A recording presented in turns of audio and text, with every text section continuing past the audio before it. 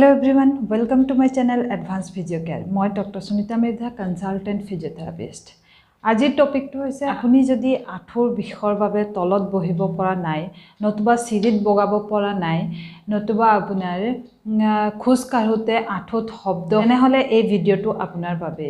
তিনটা simple এক্সাৰসাইজেছ for নি pain, আঁঠু বিষৰ বাবে তিনটা সিম্পল এক্সাৰসাইজ। আহক তেন্তে চাওঁ এক্সাৰসাইজবোৰ।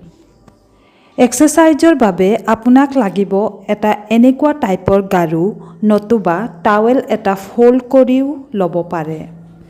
তাৰ পিছত ওপৰলৈ মূৰ কৰি শুই গাৰুটো আঁঠুৰ তলত ভৰাই দিব।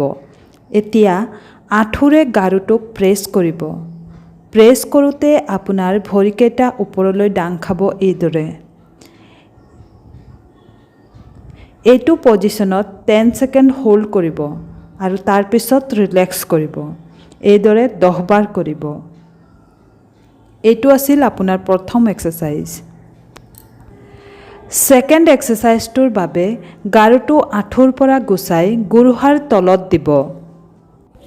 এতিয়া গাৰুটোক গুৰুহাৰে তললৈ হেঁচি দিব এইদৰে। এইটো পজিশ্যনত 10 সেকেন্ড হোল্ড কৰিব, তাৰ পিছত ৰিলেক্স। এইদৰে 10 বাৰ কৰিব। এইটো আছিল আপোনাৰ সেকেন্ড এক্সাৰসাইজ। থাৰ্ড এক্সাৰসাইজটোৰ বাবে এইবাৰ গাৰুটো আঁঠু দুটাৰ মাজত ৰাখিব। এতিয়া আঁঠু দুটাৰে গাৰুটোক প্ৰেছ কৰিব আৰু ভৰিৰ বুঢ়া আঙুলি দুটা জইন কৰি দিব এইদৰে। 10 সেকেন্ড হোল্ড কৰিব আৰু তাৰ পিছত ৰিলেক্স। এইদৰে 10 বাৰ কৰিব। এইটো আছিল আপোনাৰ থাৰ্ড এক্সাৰসাইজ।